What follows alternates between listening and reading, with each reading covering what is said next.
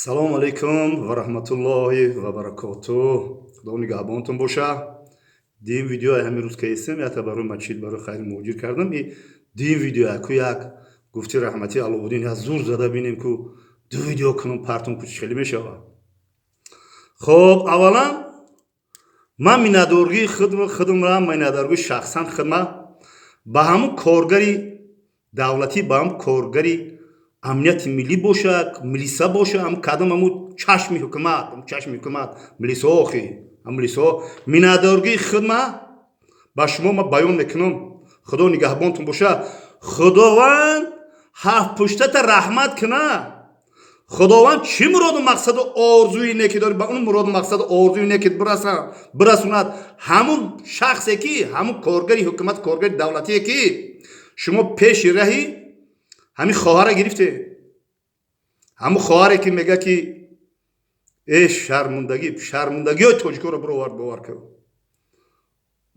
хай дидем чӣ мегада 18 солаи чӣ ха гапҳои бешармига мезанад. ман гуфтам гап занам бо гуфтам меган ки макун бар зану кӯдакбозӣ ки мешавад туро оқибат шармандасозӣ. ба мегам бобо як бор дига баромад кардӣ. мо чӣ гуфтем? мо чӣ мегем?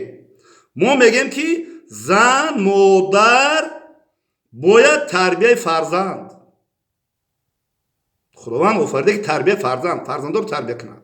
мо шахсан ма зид нестем ки модари тоҷик модари тоҷик як чеҳраи тоҷикона қати бироя гап занад. чеҳраи тоҷикона қати бироя гап занад. агар ҳамун духтарак ирси гап мезад хай мегуфтем ки ирсай, барои ки чеҳраи тоҷикӣ надорад. ягон чеҳраи зани тоҷик да монанд нестай бай ва ирс гап мезад. не ки тоҷикӣ гап зад мо шарм ҳаё надорад. хунук кишида мега ях мекини чӯ 18 солаи. охи 18 сола хоҳари меҳрубон. ман гуфтам як гап занам бо гап назадам барое ки бисёр вай кардан баъд бесен гӯш кине ҳамин озодӣ фақат занон дай. дига занонро гап зада намешавад. дига маслиҳат карда намешавад. ним бараҳна мекунанд чикор мекунанд. тоҷик ту ақалан охи ҳамун либоси тоҷикӣ қати баромад ку хушо ба ҳоли ҳамун бародари тоҷик фахридем ки тоқи ҳамун чи ман надорам тоқи тоҷикӣ. ман агар тоқи тоҷикӣ намеовам охи ягон тоқи тоҷикӣ биёвам, тоқи қаротиғинӣ биёвам, тоқи кулобигӣ биёвам, тоқи фарғоначигӣ биёвам, тоқи помиригӣ биёвам, тоқи ҳам дастаро мемонам баромад мекунам ки тамоми ҷаҳон мебинад фахри моай. як намоли тоҷикӣ як киртаи чакан қати як чеҳраи тоҷикӣ қати биро насиҳат кун. мо намегем ки насиҳат ку гапҳои хуб меган. бисёр нигаҳ мекунем гапҳои хуб мегана. чеҳраи тоҷикона қати гап зани модарои меҳрубон, чеҳраи ирсона қати не охи чеҳраи дига миллат қати гап назан. чеҳраи суханҳои хуб мегӯй. ман мебинам як хелаш суханҳои хуб мега, як хелаш вай мега, суханҳои нағз мега. як чеҳраи тоҷикона қати қатон накунам як гаҳвари кулобия намедонам аки ман хай кам тамошо мекунам вай мекунам. як чеҳраи тоҷикона қати бироем баромад кине гап зани асри 21 ҳеч ки ман шуморо намегӯм аки ман вай намегӯм ки ҳиҷоб банде махрам кинем. ҳиҷобам дидам як рӯз рафтам ҳиҷобам дидам ам хел ҳиҷоба янам хел қасам ба Аллоҳ ҳами хел ҳиҷоба янам хел омадаги пол янам хел маҳками пол ҳиҷоба не ки биромада ҳам рақс кесе ки нафратам омад. дафша охи ҳиҷоба биги парт аслан амро наку охи чайми қатта мебирори буд тамом чим чикоро кезди. як намоли як намоли тоҷик бигем охи ирс тоҷик ам фарқ дорад. ма бо миннатдоргии хидмат ба ӯ бародарое ки сари раҳем хелор гирифтан бисёртар бигирем. дар номусу ҷоном ҳам корманди давлатие ки сари ҳамин раҳ дар номусу ҷоном ман бовар кардам хел ду даст пеши бари шумо ҳастам.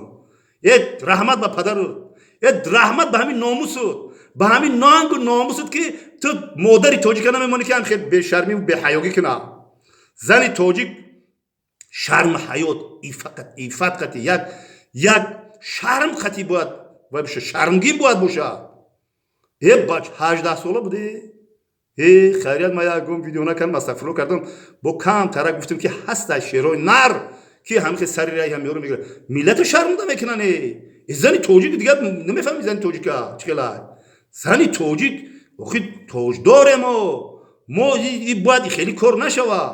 панду насиҳат шава, яки дар рамкаи тоҷикона чеҳраи тоҷикона қад шава. بسیار خرسان شدم، من بسیار خرسان شدم سری راهی او رو گرفتن در کو. وقتی نصیحتشون میکنی میگه که تو چی کردی تو bu چی میگن تو در شخصیت من میرسی و بالا بزند که شخصیت خشوع رهبر خشوع کارکو و توجیکستان رو بیارن یک خیلی اون کینو دا نشون میده که چهره زنی توجیک نشون میدن کو و تو چیا خیلی میکنی اخی و بسیار قهرم کرد و هم شیرمردان وطن نمیدونم که بدونم بیام با یک کم ترک ما قطعی صحبت کنم یه شعری نر خدا نگهبان باشه ای با خدا دلم هم قشقوید که کم ترک یه رمکده در آورده یک آرایشا رو گرفتن در کار گفتی خدا رحمتی بوی کلنی هیچ که نمیخواه یگان کس نمیخواه که همین زنی توجیک فرزندی توجیک بخیزه همین خیلی گپوی بیشرمی گپ زنه ما زید نیستیم برای که شما میبروین گپ میزنیم ما فقط یه رمکه معینی توجیکانه قدی گپ زن و تو را وقتی 18 ساله باشی وقتی اینستیتوت خوندن تا و تو برای یه معلمه شو تو برای یه طبیب شو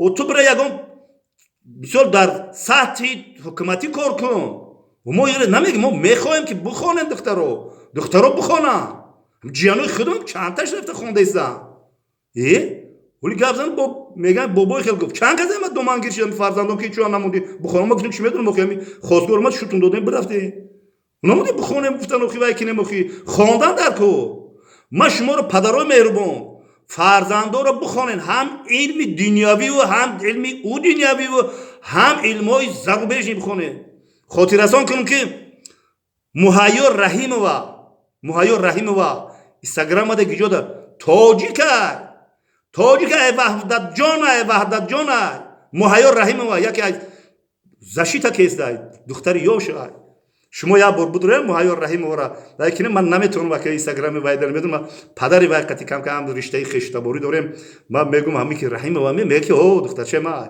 عبرت گیرن خیلی خاک وای در اوسنا وای نمول نداره لیکن در اوسنا در گرمانه وای نمیدونم در امریکا وای در گجوا دختری توجی و من خیلی دخترو باشن نصیحت کنن خیلی علمی چیزا بردارن خیلی خوش من خیلی کنه بخونه فرزندو بخونن مکتب میانه رو بخونن مکتب بران دانشگاه رو بخونن بران تمام چیز آخه نیاز به جراحی و به چی داریم مثلا ما مسلمان باید جراحی مال زنک بکنن مثلا که ما هم خیلی میفهمیم خیلی زنکا باید در اکوشر که یا با زنا باشن خیلی ما فکریم هم خیلی پیش راه همی به ادبا رو گرفتن در کار بابا پود بالا بگوره کار شد در شخصیت من میرسید شخصیتی خود تو چهره مادری من نشان داده است در تمام دنیا چهره توجیک نشان داده است در تمام دنیا احسن به او کارگر حکومتی مطرح سرانو میام قطعی صحبت میکنم خدا نگهبان باشه شهر الله